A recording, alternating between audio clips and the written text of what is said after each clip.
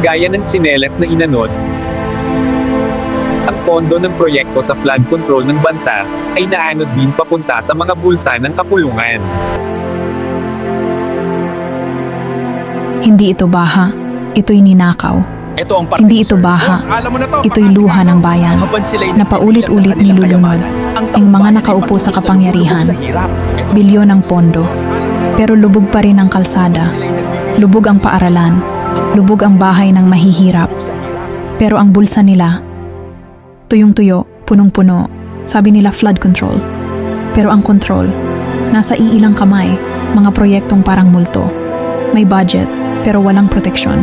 Taon-taon kami naglilinis, nag-aangat ng gamit, nag-aahon ng alaala. Sila naman nag-aangat ng yaman mula sa pawis namin. Hanggang kailan? Hanggang ilang pang bagyo ang kailangan para matauhan? Hindi kami biktima ng ulan, biktima kami ng kasinungalingan, ang korupsyon, ang sistemang bulok. Panagutin, ibilad sa araw ang katotohanan. Huwag hayaang matabunan, nang limot ang pagnanakaw sa bayan.